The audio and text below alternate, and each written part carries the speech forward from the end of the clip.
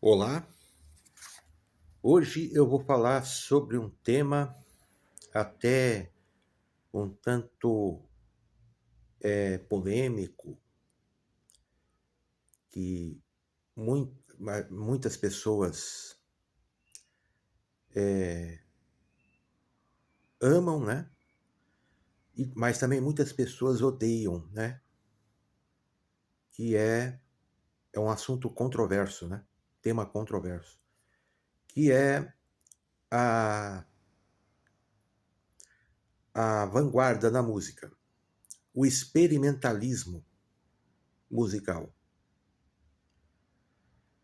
Então, eu quero começar falando sobre aquela ideia que muita gente tem de que a arte, falando de arte em geral, né, e não só a música, a arte está ligado com aquela coisa da beleza, do belo. Daí até esse nome, né, de faculdades de artes, que tem até o nome de belas artes, né?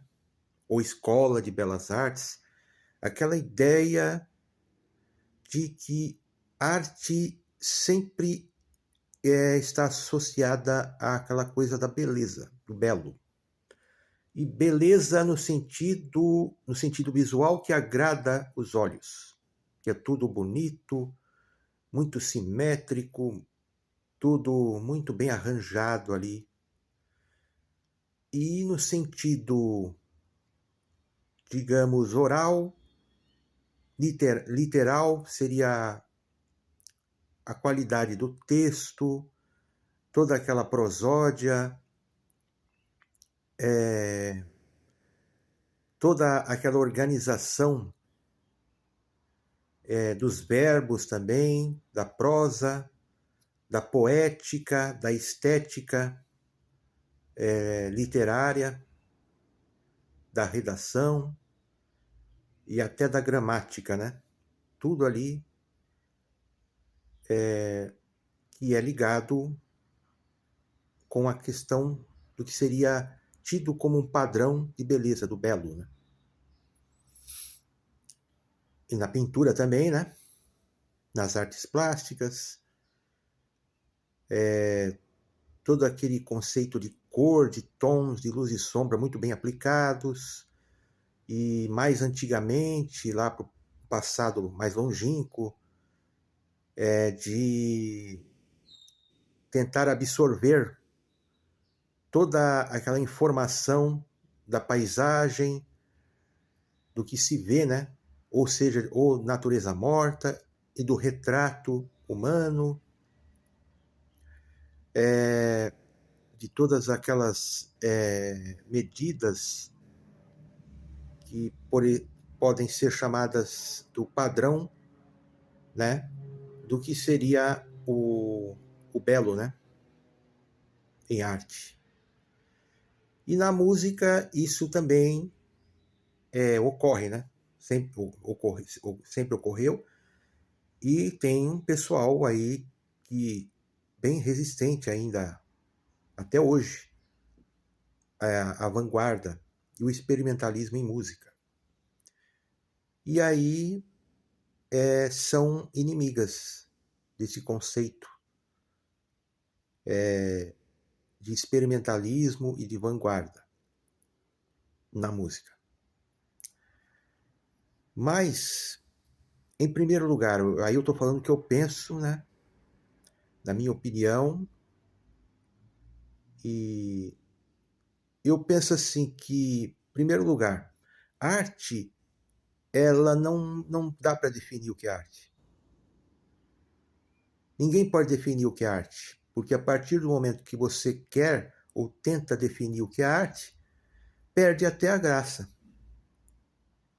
Porque fica uma coisa muito arbitrária, uma coisa muito institucional, uma coisa até pedante também, né? Eu acho muito pedantismo a pessoa querer definir o que é arte. quem somos nós? Por exemplo, quem sou eu para querer definir o que é arte? Eu não passo de um mero mortal como qualquer outro, né? E por mais que nós tenhamos mais conhecimentos em certos assuntos, enfim, né, isso não me faz melhor do que ninguém. E, e essa coisa de querer definir o que é arte é uma coisa sempre me incomodou um pouco. Das pessoas quererem ser os donos da verdade quando o assunto é arte. E aquela coisa da gente pensar que o que seria, digamos assim, a arte absoluta, né? E aí tem um pessoal aí que não estamos aqui querendo dar nome aos bois ou tentar entrar em alguma polêmica aqui, mas tem um pessoal que eles têm assim em mente esse propósito e até um ideal, um radicalismo da sacralização da arte, de sacralizar a arte. E isso me revolta. Eu acho isso um absurdo. Porque, em primeiro lugar, arte não é religião. É bom a gente deixar bem claro isso. Eu não discuto religião, não misturo com. A arte não é religião. E a partir do momento que nós tentamos sacralizar a arte, ela vira outra religião. E de religiões nós já temos muitas. E a partir do momento que a arte fica sacralizada, né, como se fosse algo divino, espiritual ali e religioso ao extremo, nós estamos sendo muito arbitrários e até meio ditadores, né? E nós queremos pegar a arte, colocar dentro de uma caixa e trancar ela ali. E definir, isso é arte. Não, a arte ela não fica presa a estereótipos, a rótulos, a definições pessoais ou até partidárias, filosóficas. A arte ela não pode ser engessada. A arte não pode ser algo imutável. Ela se transforma com o tempo. Ela absorve a cultura do seu tempo. E aí o que vai prevalecer é a questão que eu sempre falo da temporalidade. É o tempo. Né? É o tempo que vai dizer que, não digo definir nunca, mas é que vai dar uma amostra de que aquilo, a gente pode dizer que aquilo pode ser considerado arte, porque aquilo resistiu ao tempo. E aquilo que não vai resistir ao tempo, que vai ser esquecido, isso aí nós podemos questionar realmente que talvez isso não seja arte mesmo. Mas agora, falando da música em si, né? Falando da música, o surgimento da vanguarda e principalmente do experimentalismo na música, ele começou aos seus primeiros passos ali no final do século XIX, finalzinho, né? Século XIX para o XX. Há quem diga que o primeiro compositor que começou a pensar em algo que quebrasse aquelas formas acadêmicas e aqueles padrões do que seria proposto como o belo e das tradições clássicas na música, foi o alemão Richard Wagner, né? Compositor que eu tenho certa resistência, não consigo, não gosto da música dele, mas foi um dos compositores mais importantes, né, da história da música, sem dúvida nenhuma. E aí, deixando de lado as polêmicas, se ele era antissemita, né, realmente era, né, isso aí já se provou, né, que ele era antissemita. Se ele era nazista ou não, aí se ele era simpatizante do nazismo, aí não está em questão isso, né? E sim a obra dele, né? Não é a pessoa dele que está em questão aqui.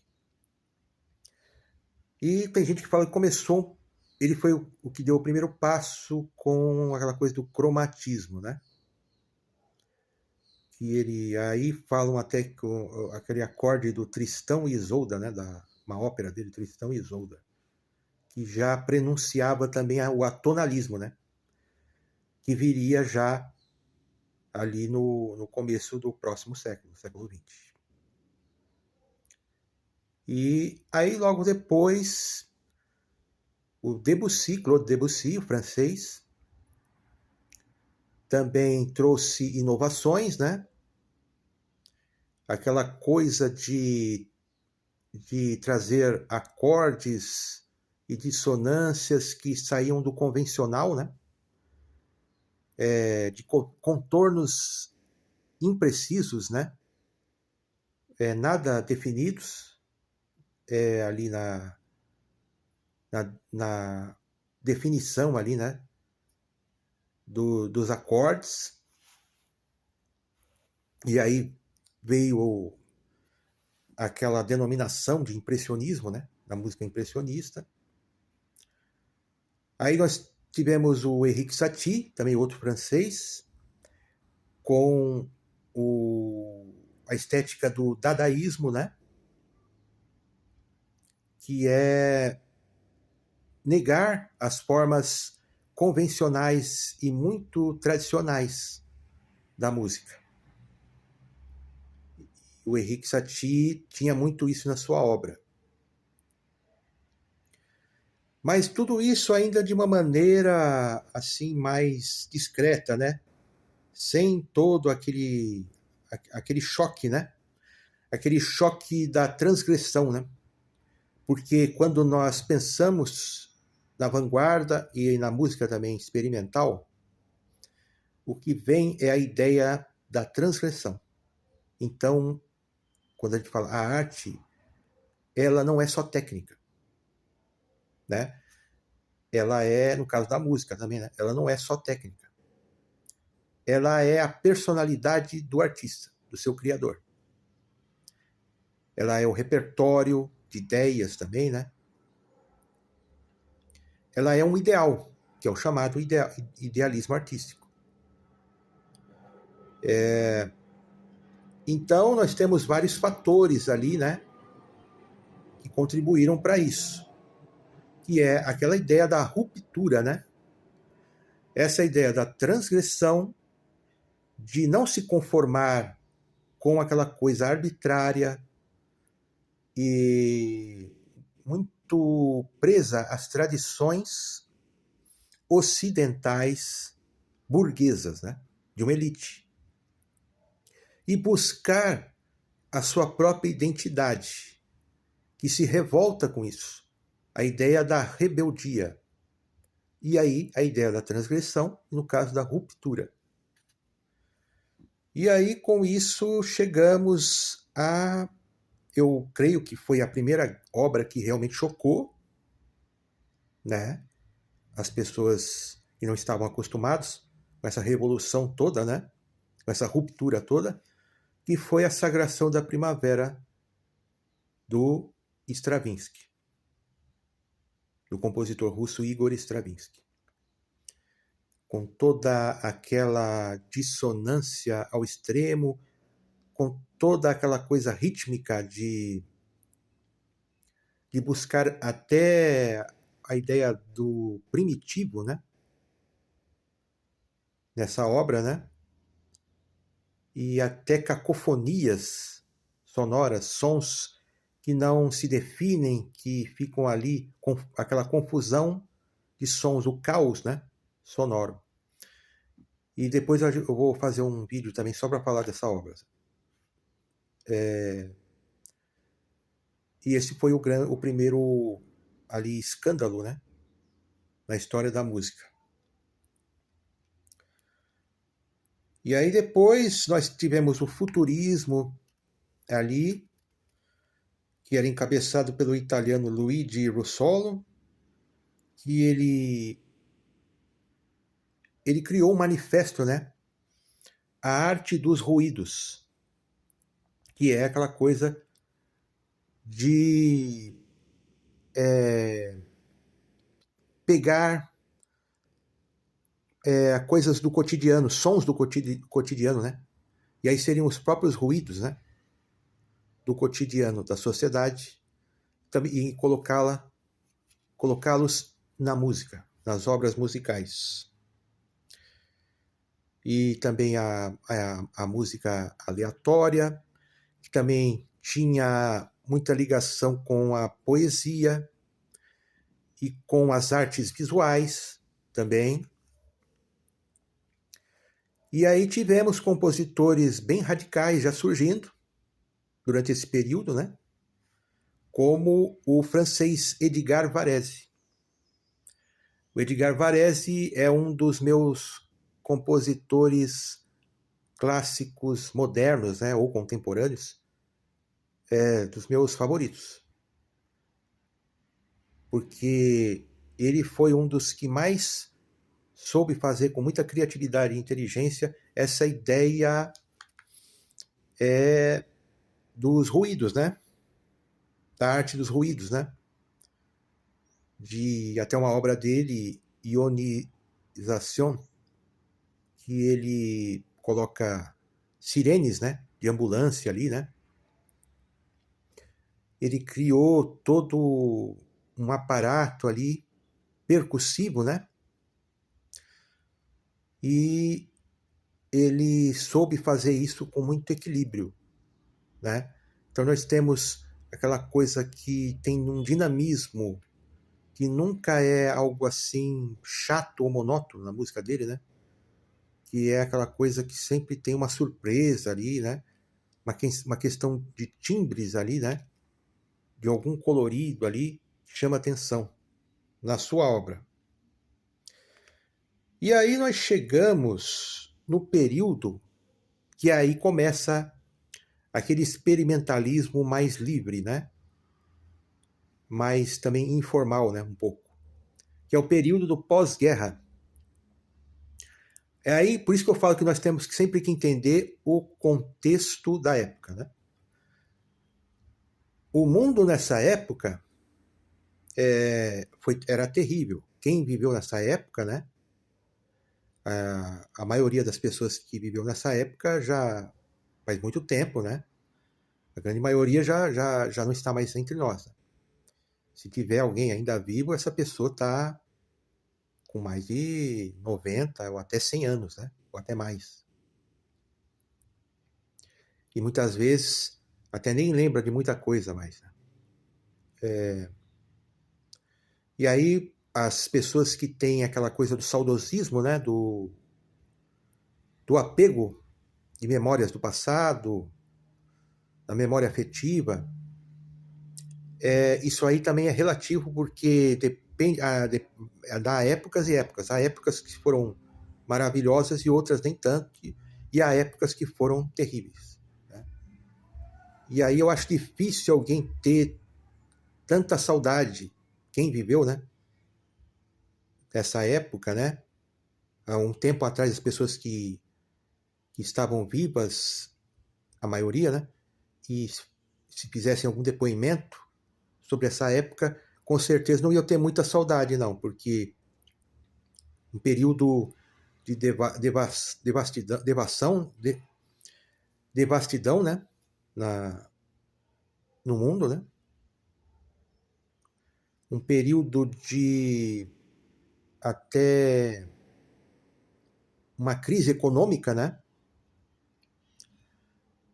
E o mundo estava tentando se reconstruir, né? Ali.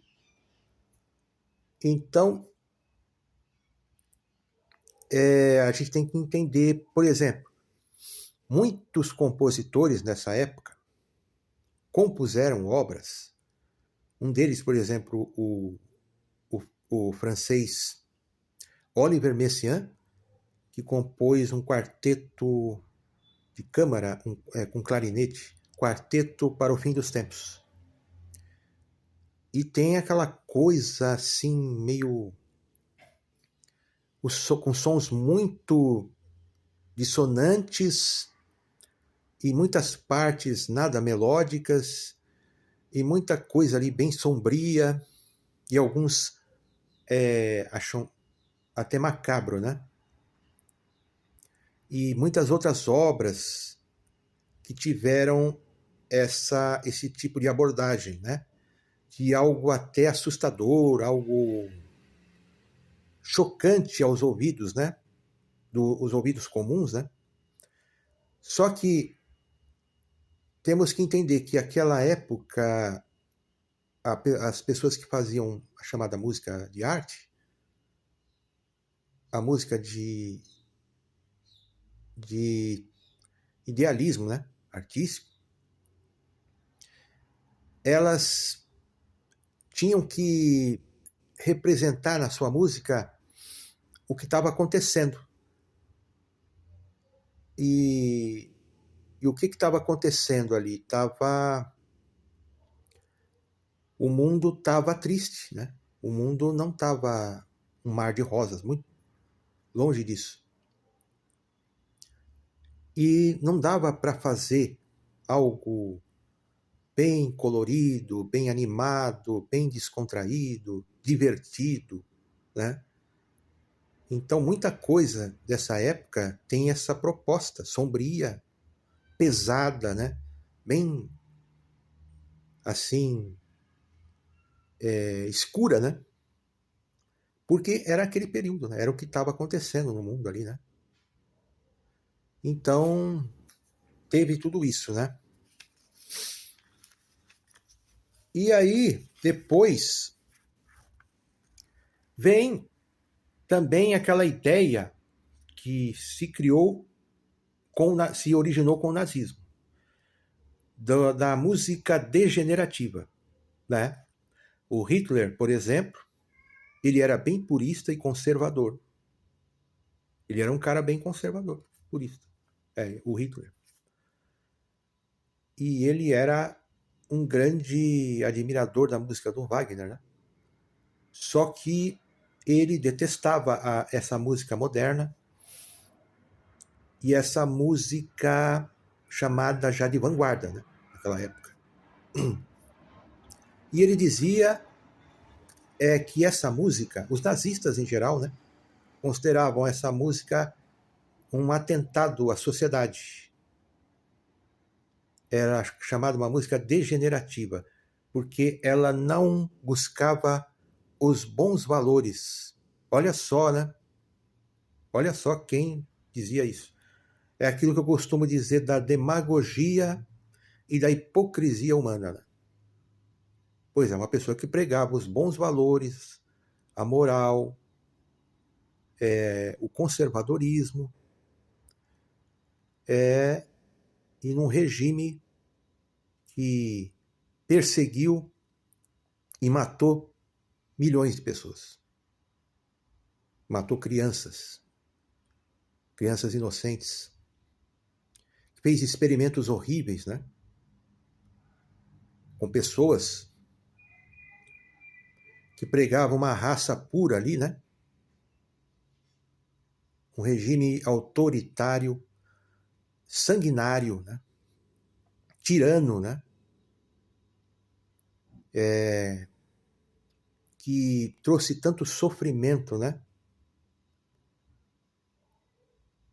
À sociedade, né?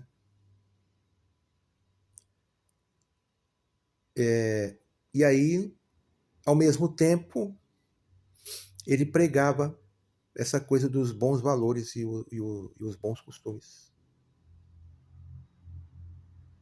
É algo incrível, né? Impressionante, né? Essa toda essa hipocrisia, né? Humana, né? E aí o que acontecia? Aí compositores, por exemplo, que eram chamados, que faziam, eram considerados que faziam essa música, essa tal música degenerativa, como Bela Bartok, por exemplo, ele simplesmente era até irônico, né? Ele dizia que era melhor. Ah, que bom que se ele considera a minha música degenerativa, é agora que eu vou fazer ela, é agora que eu vou continuar fazendo a minha música degenerativa. Né? Era a sua resposta. Esses compositores foram perseguidos, né, também. Às vezes não conseguiam tocar em certos lugares, né? As orquestras eram proibidas, né?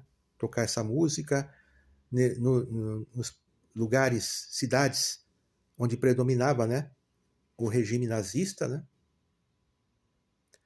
Então houve toda essa polêmica, né? E foi daí que surgiu aquela coisa da música concreta também, né?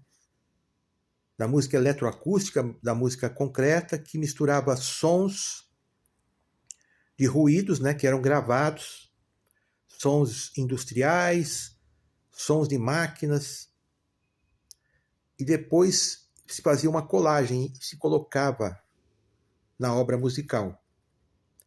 E um dos precursores foi o francês Pierre Schaeffer. E também um dos adeptos dessa estética, da música concreta, e aí também surgiu a ideia da música, que era chamada música de colônia, música eletrônica, né, alemã, o germânico, né, Karl-Heinz Stockhausen, que ele compôs várias obras, né, nessa estética, como a Contact, que tinha piano, percussão ali, gravações, né, de fita magnética, e o Canto das Adolescentes também, que é uma obra bem bizarra, né, que ele coloca ali gravações, fita magnética ali com ruídos e uma cantoria ali de crianças ali, de adolescentes ali, né? E aí depois nós temos, logo em seguida, também o John Cage, né? Americano John Cage, bem polêmico também, que aí foi um dos criadores daquela estética do, do piano moderno, do piano experimental, né? Também, né? Que ele colocava vários objetos entre as cordas, né, do piano, né? Que era chamado de piano preparado. Ele colocava, por exemplo, borrachas, brinquedos, materiais plásticos, e aí ia tocando o piano com aqueles objetos, ia criando timbres assim bem inusitados e até bizarros. Aí o pessoal bem purista não gostava e até tinha gente que dizia que estragava até o instrumento, né, fazer isso. Tinha essa polêmica, né? Eu acho que alguns instrumentos chegaram a danificar por causa de certos objetos que colocavam ali. Isso causou uma certa revolta em alguns músicos. E até hoje tem muita resistência com isso. E tem músicos que não tocam, se recusam a tocar essas obras do chamado piano preparado do John Cage, porque tem essa coisa de estragar, né, que eles dizem que pode danificar o instrumento, né? E um fato curioso é aquela obra dele que 4 minutos e agora não sei se é 13 ou 25, 35 segundos, eu não me lembro. É um tempo assim, né, cronometrado, e que na verdade é ausência de música, não tem música, né? São 4 minutos de silêncio total. E ele, digamos assim, ele faz ali uma ironia, né? Ele ironiza, né? Ele questiona a própria ideia da música, né? O que é a música, né? É como se, no meu pensamento, ele, com aquilo, ele queria dizer que é melhor 4 minutos de silêncio total do que você ouvir música banal, ou música que não leva a nada, ou música ruim, muito ruim. Né? Tem sentido isso, né? Eu também prefiro silêncio total, não ouvir nada, do que ouvir música ruim, né? Música muito banal, sem nenhum sentido, nem artístico e nem também nem de entretenimento, né? É melhor não ouvir nada, é melhor ouvir o silêncio. Então tem quem goste dessa ideia, de todo esse sarcasmo do John Cage, e tem os seus inimigos também, tem as pessoas que detestam. Algumas coisas dele eu acho muito interessantes, principalmente de percussão, e tem as bizarrices, né? Por exemplo, tem um concerto dele de piano que eu ouvi no Spotify, tem 20 minutos mais ou menos, tive paciência, ouvi até o fim, mas na verdade ele chama concerto, mas ele deveria chamar desconcerto, porque é uma coisa assim meio, não tem nem muito sentido, né? Ficam tocando como se fosse, na verdade, cada pessoa afinando os instrumentos, né? Ou um ensaio sem música, né? Fica ali só embromando, né? Tocam alguns acordes ali sem sentido temático nenhum. Depois aí a orquestra, alguns instrumentos de sopro, naipe de sopros, também toca alguma coisa, depois para. Aí fica um tempo em silêncio tudo. Aí depois o pianista volta e martela ali o piano com força. E depois aparecem algumas percussões ali, de maneira bem aleatória ali. Na verdade, soa como, na verdade, é um concerto ao contrário, né? Um desconcerto. Então, é isso, né? Mas aí fica aquela coisa das ideias, né? E aí se discute, né? Essa coisa do questionamento, né? E o John Cage sempre teve isso. E aí aparece o minimalismo também, né? Com o Stevie Wright, né? Um cara que ele faz um tipo de minimalismo que ele pega muito a questão dos timbres, do dinamismo musical e mesmo sendo aquela coisa da repetição, né? De um recorte pequeno de um tema musical que vai se repetindo à exaustão, com variações ali nas harmonias ali, né? Mas é aquele tema que se repete. Mas na música do Stevie Wright ele ainda busca essa coisa dinâmica, né? Que não causa tanto desconforto, né? Diferente do minimalismo do Philip Glass, né? Seu compatriota Philip Glass, contemporâneo dele, que na sua fase minimalista realmente tem que ter muita paciência para ouvir a música dele, que não é tão dinâmico assim, e fica repetindo a exaustão, às vezes fica mais de 20 minutos aquele tema que se repete insistentemente e que começa a cansar, né? Eu não tenho muita paciência, eu prefiro a fase dele já das trilhas sonoras ali, de outras obras, né, sinfônicas ali que fogem dessa estética do minimalismo. Agora, para a gente ir um pouco na música, no jazz e também na música cancioneira popular, No jazz, isso começou com bebop, né? Ali nos anos 50, Charlie Parker, Dizzy Gillespie, ali, essa ideia de uma ruptura com aquele jazz comercial que estava até mandando em tudo, né? O swing, né?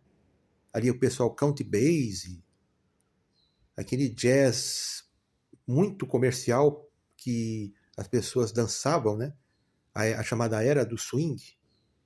E esses músicos se revoltaram com isso porque queriam fazer uma música para as pessoas ouvirem, não para ficarem se chacoalhando, né? Eles diziam que a música tinha que ser mais cerebral, né? Mais técnica. E aí surgiu o bebop, que realmente era uma música que as pessoas já não dançavam mais, iam para os clubes, sentavam, né, e ficavam apreciando, cheio de improvisações, né, e de andamentos opostos ali, quebradas de ritmo, e depois o post-bop, né, e até chegar na ideia do avant-garde, que é a vanguarda, né. E aí o surgimento do free jazz, né. Aí músicos como Charles Mingus, o John Coltrane, né, que também foi adepto dessa estética no final da sua vida, e principalmente Ornette Coleman, né, esse saxofonista que a música dele realmente eu acho complicada, não consigo apreciar muito a música dele, mas realmente ele foi muito importante nessa ideia da ruptura também no jazz, com o free jazz, que era todos os músicos improvisando, cada um ao seu jeito, e aí criava aquele que seria uma espécie de caos, né, também sonoro, aquela ideia do ruído também, de tocar e exagerar nos fraseados e sair do senso comum de melodia, né? E muita gente também era inimiga disso, né? De aquela coisa do saxofone, em vez de soar bonito aos ouvidos, né?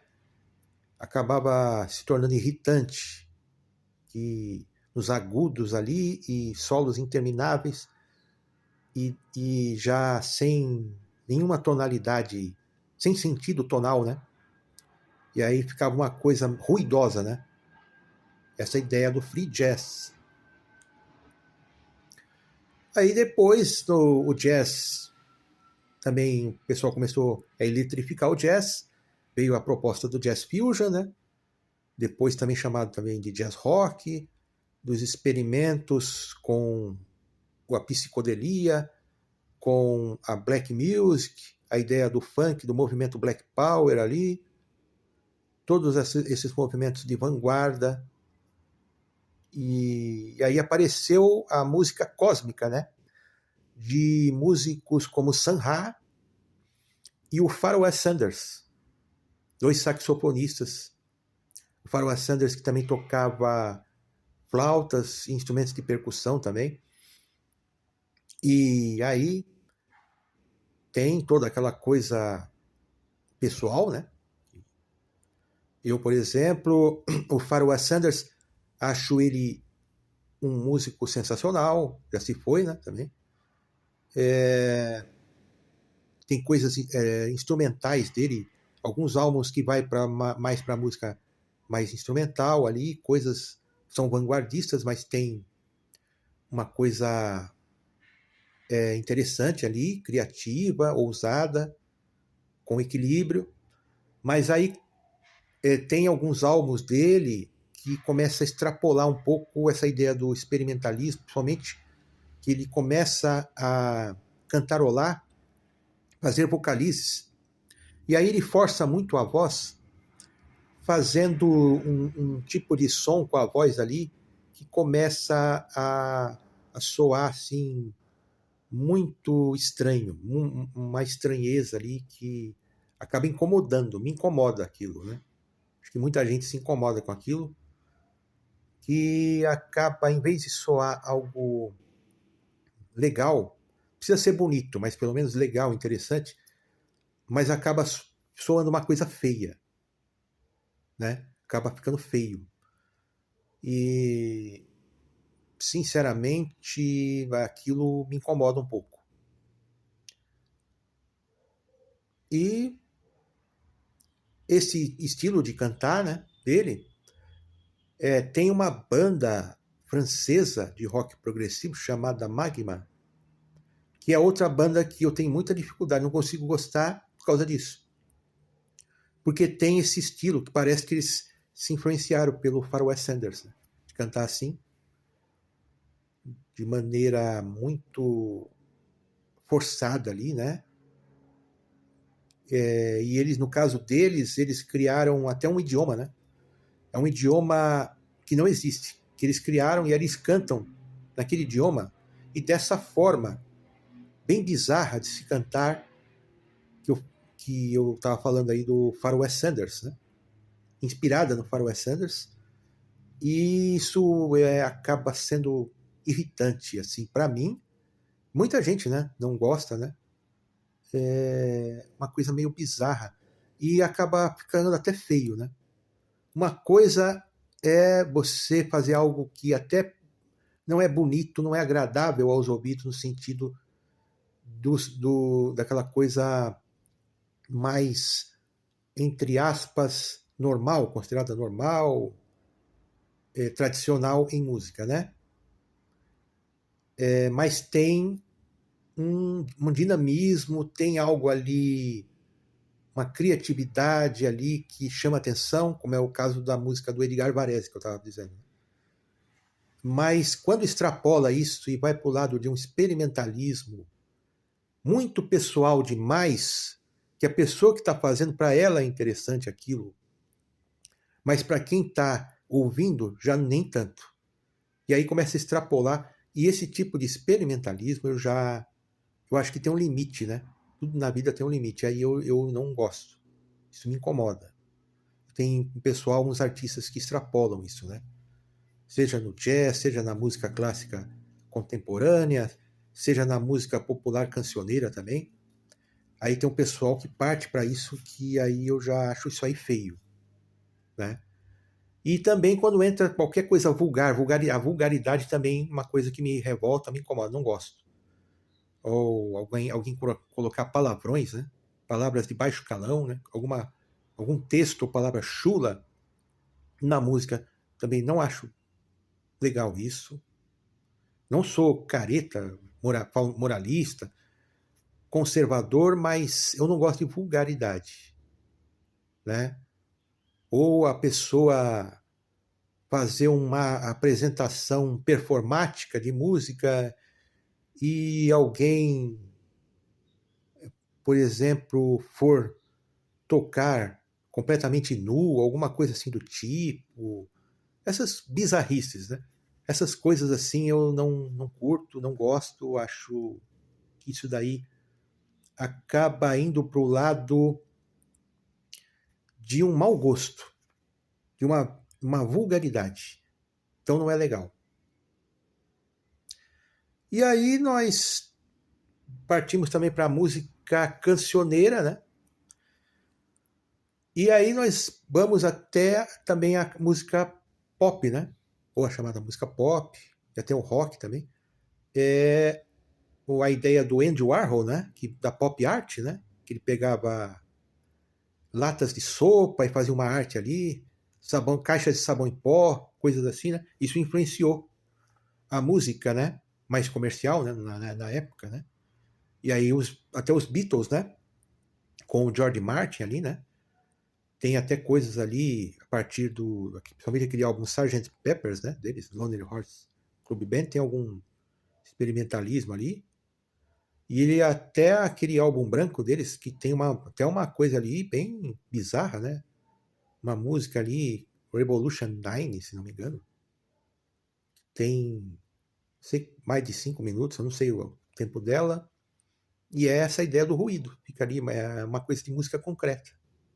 Ali, quem imaginaria isso, né? Os Beatles, uma banda assim pop, né? De sucesso comercial, né? No mundo, né?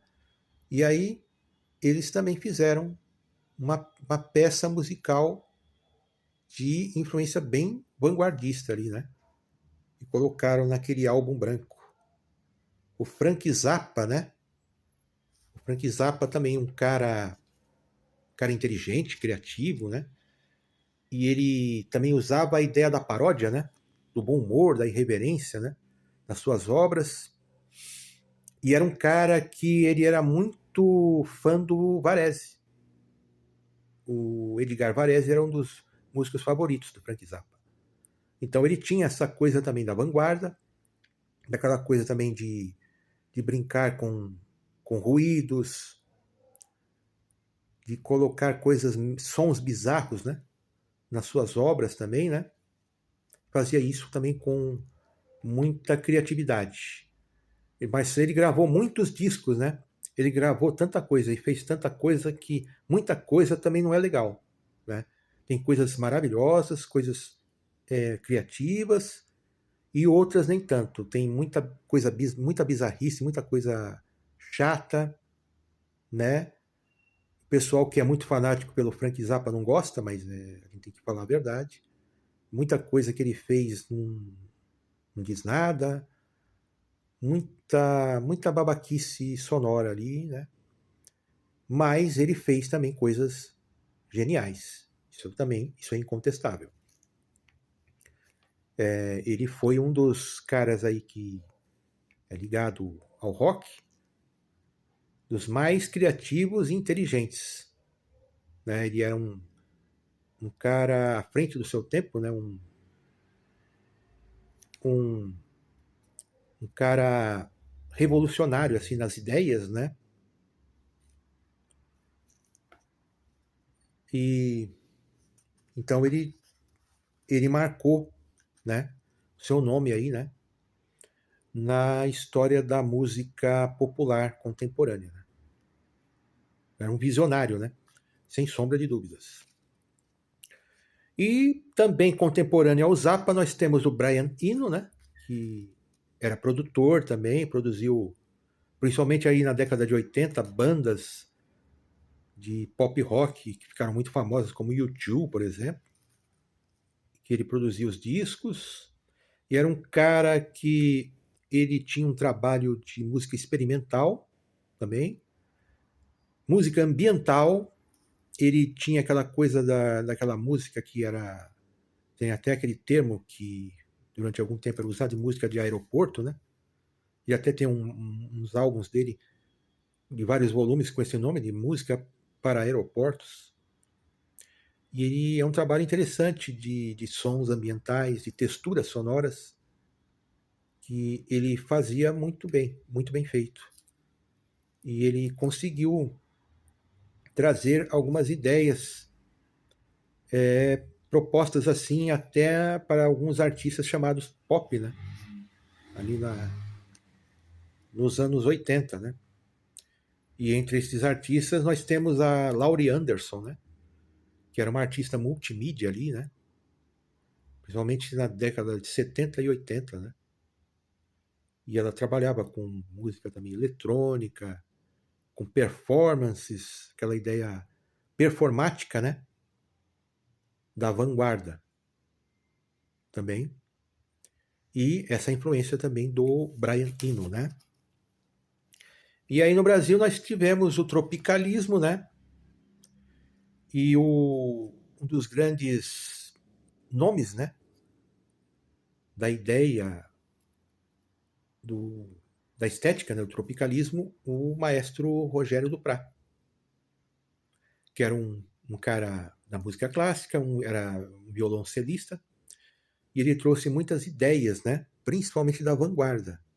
E ele era um grande apreciador da vanguarda, da música clássica contemporânea, da música experimental. E ele trouxe isso e ele misturava com o cancioneiro, né? Popular, misturava com regionalismo. E aí o pessoal, né? Caetano, Gil, aquele pessoal do tropicalismo. E aí chamou ele para participar, né? E ele produziu e orquestrou, né, várias obras ali, inclusive o próprio disco Tropicalia Opanis et Circenses, né? Tem todos aqueles arranjos dele.